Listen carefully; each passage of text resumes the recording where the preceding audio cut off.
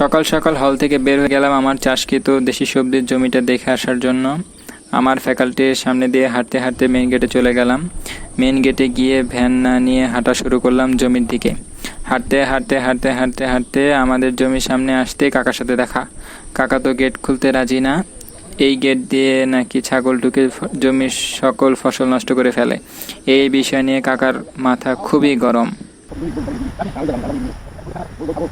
অনেক কিছু বোঝানোর পর কাকা গেট খুলতে রাজি হলো। এই জমিটা মূলত আমার এক বড় ভাই লিজ নিয়ে তরমুজ চাষ করছে। ওই ভাইয়ের কাছ থেকে একপাশে একটা ছোট জমি নিয়ে আমরা আমাদের দেশি সবজির কাজটা শুরু করেছি। তো চলুন এর ফাঁকে আপনার সাথে একটা বিষয় নিয়ে কথা বলা যাক। আমরা বাজারে যে সবজিগুলো কিনি তার প্রায় 100%ই কিন্তু উৎপাদিত হয় হাইব্রিড সিড থেকে। তো হাইব্রিড সিড আসলে সমস্যা কোথায়? হাইব্রিড সিডের মেইন সমস্যা হচ্ছে এটা অতিরিক্ত ফলন দেয়, এবং অতিরিক্ত ফলনটা নিশ্চিত করতে গিয়ে আমাদের অতিরিক্ত পরিমাণে এখানে রাসায়নিক সার ব্যবহার করা লাগতেছে। এবং এই অতিরিক্ত রাসায়নিক সার ব্যবহার যখন আমরা করতেছি তখন গাছটা কিন্তু দুর্বল হয়ে যাচ্ছে, এবং তার ফলে এইখানে বিভিন্ন ধরনের পোকা মাকড় সহ বিভিন্ন রোগবালাই আক্রমণ হচ্ছে। এই পোকামাকড় রোগবালা নিয়ন্ত্রণ করতে গিয়ে আমরা আবার বিভিন্ন টাইপের ফাঙ্গিসাইড, পেস্টিসাইড সহ বিভিন্ন টাইপের বিষ ব্যবহার করতেছি। ফলে এই বিষটাই কিন্তু এই গাছের মাধ্যমে, ফসলের মাধ্যমে আমাদের প্লেটে চলে যাচ্ছে, এবং আমরা প্রতিদিন আস্তে আস্তে আস্তে করে একটু একটু করে বিষ আমাদের শরীরে জমাচ্ছি। ফলে আমরা যখন নিরাপদ কৃষির কথা বলবো, নিরাপদ কৃষি নিয়ে কাজ করতে যাব, তখন কিন্তু এই হাইব্রিড সিড দিয়ে কাজ করাটা খুব কঠিন। অসম্ভব না, তবে কঠিন।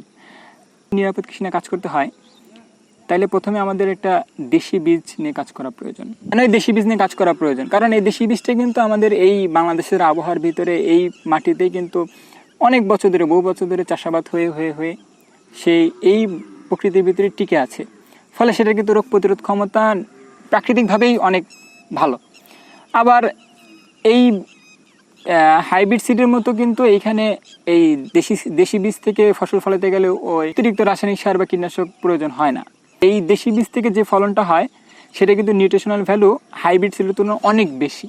আমরা যখন এখানে নিরাপদ কৃষি নিয়ে কাজ করতে যাচ্ছি তখনই আমরা প্রথম এই দেশি বীজ নিয়ে কাজ করা শুরু করছি। যেমন এখানে আমরা যে বীজগুলো নিয়ে কাজ করতেছি তার কিছু আছে রংপুর থেকে কালেক্ট করা, কিছু আছে সেই নরসিংদী থেকে কালেক্ট করা, কিছু আছে সেই সাতক্ষীরা থেকে কালেক্ট করা, কিছু আছে এখানকার দিনাজপুর থেকে কালেক্ট করা।